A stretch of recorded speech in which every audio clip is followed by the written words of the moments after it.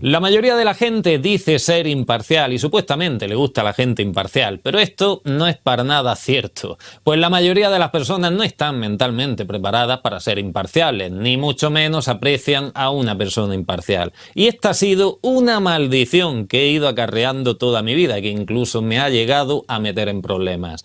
Aquí quiero dejar claro que si a mí se me da bien ser imparcial es únicamente por un defecto profesional, pues durante mucho tiempo me dediqué a la intermediación de conflictos familiares y empresariales, y yo no me podía dar el lujo de ponerme a favor de una de las partes. Tenía que analizar la información tal y como se me presentaba para que ambas partes salieran beneficiadas. Y curiosamente, en muchos casos, ellos no veían que había beneficiado a ambos, sino que de una forma individual ambos se sentían perjudicados, porque no te habías puesto del lado o de parte de ninguno. Con el tiempo, algunos lo entendían evidentemente y te lo agradecían, pero en ese momento las dos partes querían matarme. Por suerte, mi trabajo no consistía en hacer amigos, sino simplemente en mediar. En este vídeo vamos a poner a prueba la imparcialidad y objetividad de los usuarios.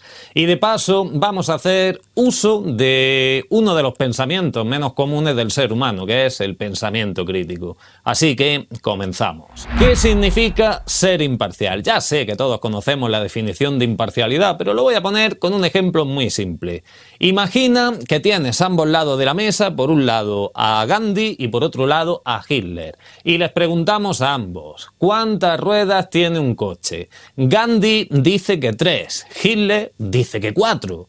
Ser imparcial y objetivo sería poder decir, Hitler, tienes razón, Gandhi, tú estás equivocado. Y debes estar preparado para que mucha gente te diga, oh vaya, no me lo puedo creer que apoyes a Hitler, eres un nazi, pitos y flautas. Perdona, yo no apoyo a Hitler, simplemente en esta cuestión Hitler tiene razón y Gandhi se equivoca. Y en este ejemplo que acabo de poner parece algo muy obvio, pero cuando se trata de temas que suelen tener líneas bastante difusas o confusas, nuestro cerebro no está preparado para discernir si realmente estamos siendo objetivos o no, pues somos víctimas de nuestros propios sesgos psicológicos y estamos contaminados en mayor o menor medida por los sesgos ideológicos, a veces políticos y otras veces religiosos. A esto se le llama estar polarizado, que básicamente sería elegir la información que se adecue a nuestras creencias, omitiendo el resto de la información que las contradiga, y por lo tanto no es pensamiento racional. Así que no es un tipo de pensamiento inteligente. Y estar polarizado, pues no deja de ser un término elegante para no tener que decir que una persona está sesgada en el mejor de los casos o idiotizada en el peor de los casos. Ahora bien, ¿qué pasa si eres consciente de los egos psicológicos y decides mirar el mundo desde la lucidez, desprendiéndote de tu ideología, para poder analizar así la información de forma totalmente objetiva? ¿Qué ocurriría en este caso cuando tú das tu opinión de una forma completamente imparcial? Pues prepárate para morir, porque nadie va a apreciar eso. Es decir, si te ponen en una mesa a debatir sobre un tema con dos versiones diferentes y eres totalmente imparcial, teniendo en cuenta que vivimos en un mundo altamente polarizado, te vas a hacer enemigo de los dos bandos. Y esto es un principio psicológico. Las personas se sienten más cómodas y les caen mejor otras personas que son como ellos. Por lo que a una persona parcial no le puede caer bien una persona imparcial, por una sencilla razón. Porque por algún motivo es la persona parcial la que piensa que está siendo imparcial debido a su contaminación cerebral. Y por tanto creerá que tú eres el que está sesgado. Y esto lo vamos a ver con un ejemplo muy reciente que me ha venido de maravilla que ocurra para poder explicar esto. ¿Estáis preparados para escuchar mi discurso de una forma totalmente imparcial? Vamos a verlo. En el último vídeo que hice fue analizando las teorías de Agustín Laje, un politólogo argentino muy conservador. Y yo estaba de acuerdo con él en el 90% de lo que decía, pero mostré mi discrepancia con él en el tema de las terapias de conversión, y parece ser entender que aquí se desató la locura. Aquí pasó algo curioso. Algunos me decían, el único punto con el que no estás de acuerdo precisamente es el punto con el que estás equivocado, Carlos. Ojito a la forma de comenzar. Esta persona no decía, en esa parte yo no estoy de acuerdo contigo, o yo creo que ahí no llevaría razón, Carlos. No, directamente fue, Carlos, en ese punto estás equivocado. Yo te hacía un tipo mucho más inteligente, qué decepción, etcétera, etcétera. Este tipo de personas que dan por hecho que ellos tienen la razón y que tú estás equivocado dentro de un tema en los que ni los propios científicos tienen consenso, tiene tela, pero se da el lujo de poner en duda la inteligencia ajena. Incluso se me mostró mi incongruencia por criticar la ideología de género por un lado, pero estar al mismo tiempo en contra de las terapias de conversión por otro lado. Ahora después os voy a explicar dónde está la congruencia en este caso. Para comenzar, hay cientos de estudios científicos que afirman que la persona homosexual nace homosexual y el heterosexual nace heterosexual y que eso no se va a poder cambiar de ninguna manera. Y luego hay una docena de estudios que dan a entender que ser gay es como cambiarte de camisa. Hoy voy a ser gay, mañana pues prefiero ser hetero. Hola, soy gay y quería dejar de serlo. De acuerdo, tómate esta pastilla y reza 2 Padres Nuestros y estás curado. ¿Por qué algunos creen que tienen más valor científico esos pocos estudios que dicen que la orientación sexual se puede cambiar, en lugar de dar más validez a esos otros estudios que dicen que la homosexualidad es algo que no se puede modificar? Sencillo, escogemos la información que valide nuestras creencias, nuestra ideología o nuestro fanatismo. Los científicos tienen dudas de si se puede modificar la orientación sexual de un niño, aunque todo indica que si bien no existe el gen gay, sí que existe un proceso hormonal dentro del útero que hace que el niño nazca ya siendo homosexual o heterosexual.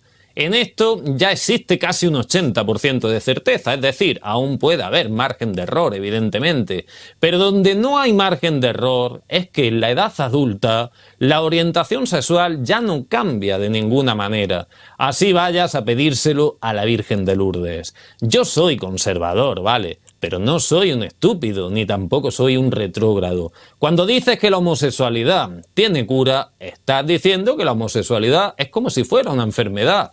Y que en pleno siglo XXI alguien piense que es una enfermedad, manda huevos, insisto, en pleno siglo XXI, ¿eh? O lo que es peor, y es que si el homosexual puede volverse hetero, eso significa que el hetero podría volverse homosexual. Si tienes esta creencia, entiendo el miedo que tienen algunos, ¿eh? ¿Prohibiría yo personalmente las terapias de conversión? Pues yo en realidad no soy partidario de prohibir absolutamente nada. Tampoco soy partidario de prohibirle a los vendehumos del trading que hagan sus anuncios. Y para mí estos centros de terapia de conversión son simplemente eso, vendehumos de la psicología.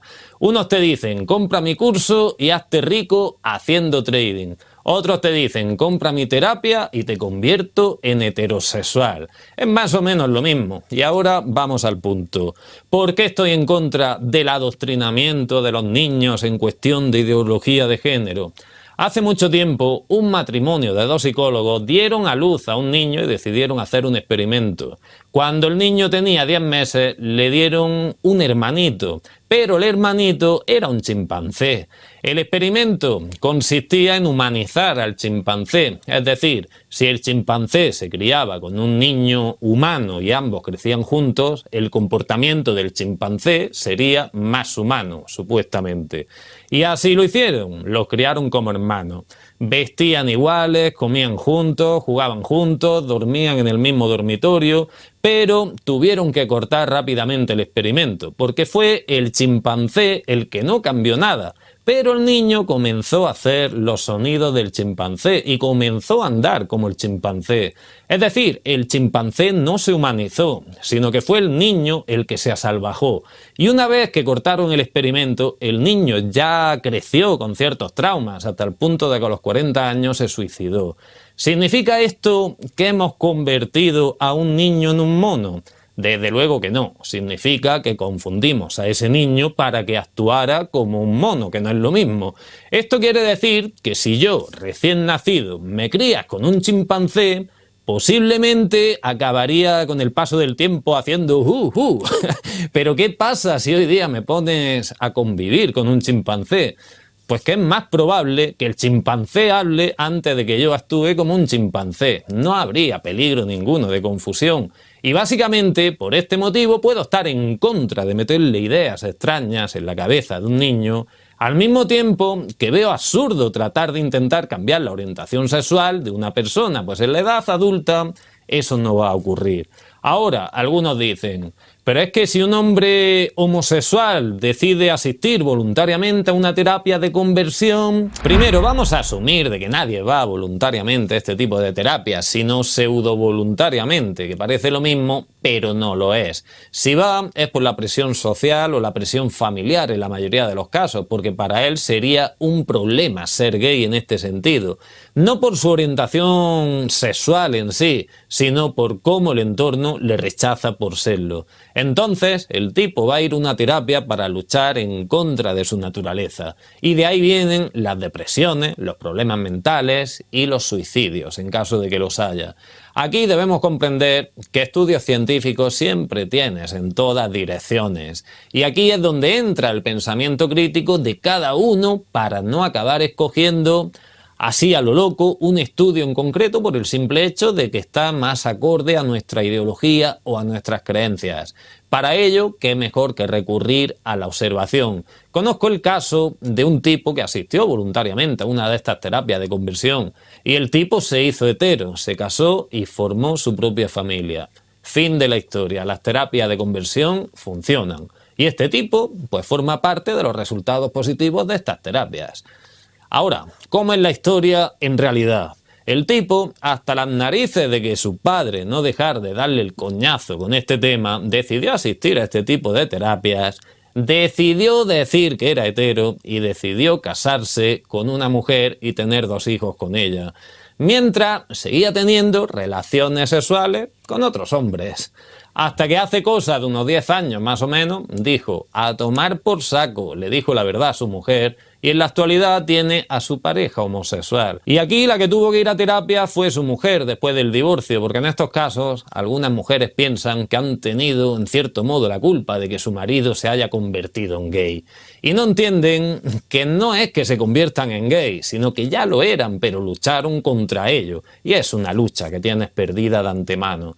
Las terapias de conversión, podemos decir que nacieron de una ideología religiosa, donde se trataba la homosexualidad como si fuera un demonio que te había entrado en el cuerpo o algo así, o porque habías elegido llevar o vivir una vida en pecado. Luego ya comenzaron a incluir a psicólogos, a psiquiatras, para curar la homosexualidad.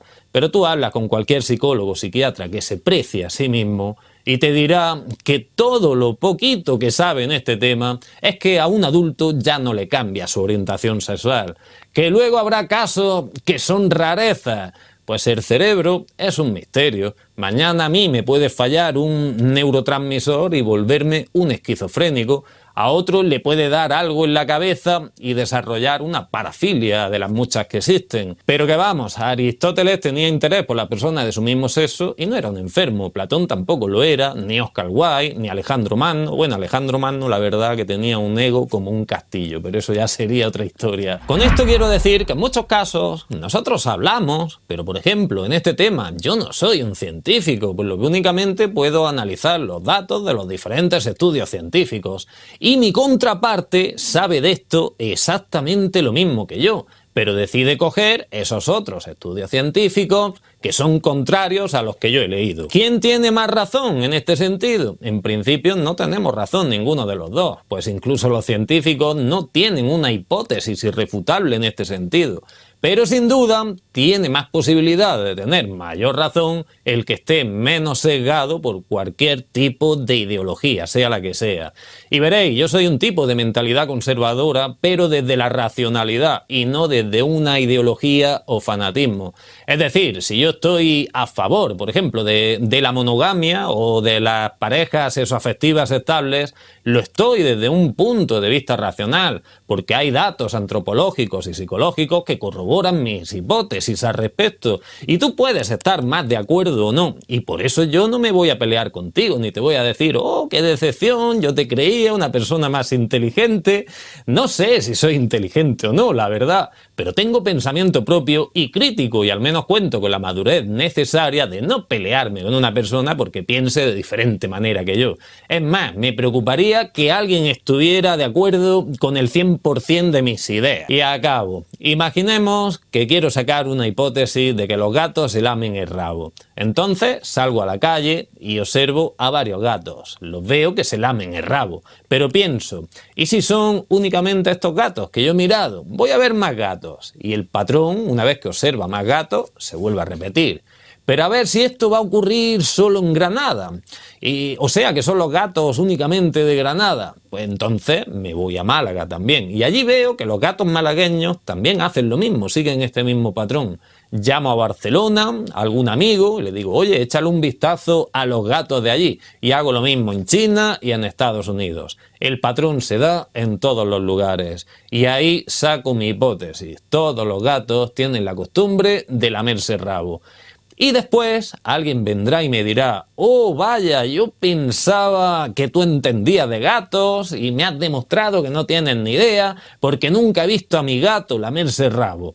Pues chico, ¿qué quieres que te diga en este caso? Igual o no has mirado bien o igual tu gato es una excepción. Todo puede ser, ¿no? Y si alguien tiene dudas sobre mi imparcialidad, yo se la despejo. Fijaos que he hecho un vídeo en el que critico al feminismo y se pelean conmigo, tanto los feministas como los conservadores. Así que evidentemente alguien no está siendo imparcial y aquí voy a tener que darle la razón a lo que dicen algunos usuarios, que es Carlos, no te metas en estos temas porque al final terminas peleado con todo el mundo. Y eso es todo por hoy, chicos. La involución del siglo XXI, el libro que aborda algunos de los principales problemas de este siglo. Nos vemos en el próximo vídeo. Un abrazo, chicos.